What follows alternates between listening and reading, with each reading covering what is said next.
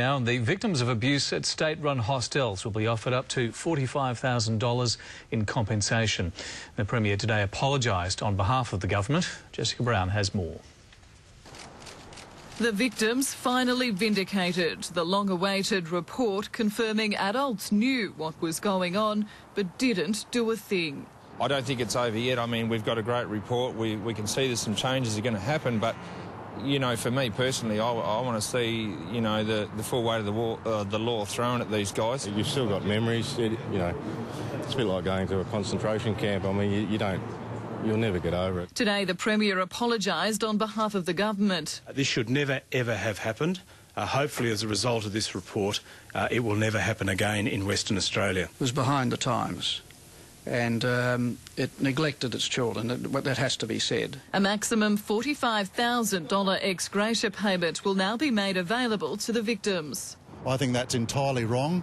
It's entirely inadequate. It won't even cover, in some cases, people's medical expenses. Justice Blaxall found people in positions of authority ignored claims of abuse at the hands of Dennis McKenna during his time as Katanning Hostel warden. The inquiry also heard of abuse at St Christopher's in Northam by warden Roy Wenlock. He was never charged and died in 2007. To date, McKenna has been found guilty of abusing 11 boys. I've indicated that there are many failures by many people in terms of failure to respond to what they were told and to allegations that were made at the time. Justice Blaxall made adverse findings against 11 people, including Colin Philpott, who was head of the Hostel Authority for the period during which the abuse took place. Former Principal Ian Murray, who was confided in by one of the victims but failed to act. Hostel Chairman Keith Stevens, who saw McKenna in bed with his own son but did nothing.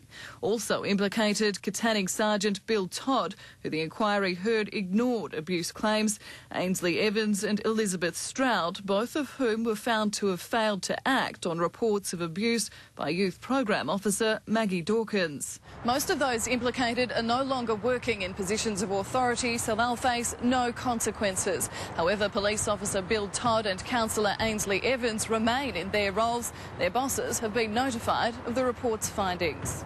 I'd like to see them all thrown in the same cell. I've said that a few times because it's, you know, why should we suffer this on our own? These guys have done the wrong thing. Maggie Dawkins was run out of town for raising the sex abuse allegations. This is the girl that saved our lives and got everything moving. Look at her.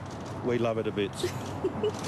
The 5 key recommendations of the Blaxall report will be implemented, involving the mandatory reporting of abuse by hostel management. The Country Hostels Authority will be abolished and a child abuse support line will be set up. The victims say they'll continue their fight for justice. Jessica Brown, 10 News.